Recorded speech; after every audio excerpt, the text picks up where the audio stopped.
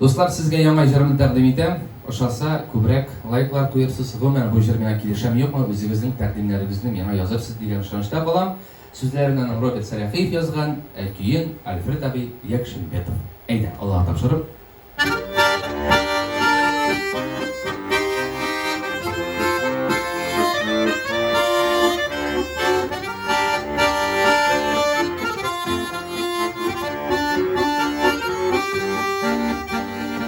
Erta kelgan yozning jilisidan birlavuklar toshib oqdilar. Ming sulanib meni o'ylarsinmi, ko'l ustuna tushgach oqdimi? Umr zaylashib taqor ostidan shashak otdan gul ko'rib, yozgi tongda sog'inib yig'larsinmi?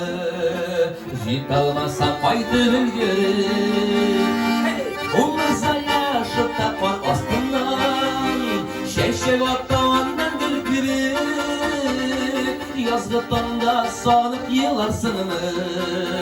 Yetolmasam qaytib ulgurib.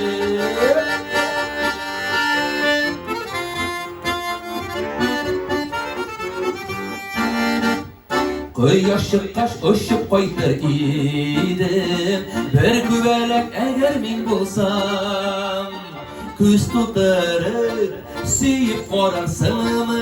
Yoz kunida kelib men qulsam, umr zaylashib taqor ostidan shashak otdan gul ko'rib, yozgi tongda sog'inib yig'larsinmi?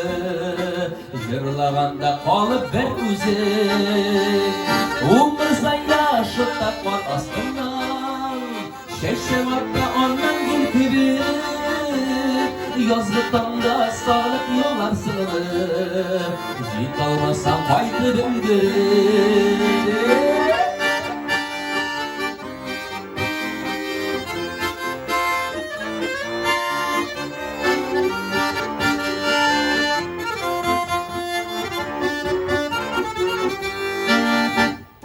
Umr zaylashib taqor ostidan shashak otdan gul ko'rib, yozgi tongda sog'inib yig'larsinmi?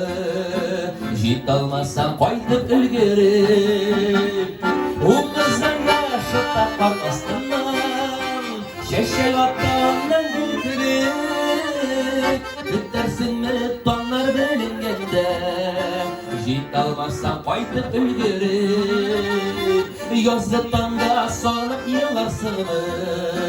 Yetolmasam qaytib ulgurib. Yetolmasam qaytib ulgurib.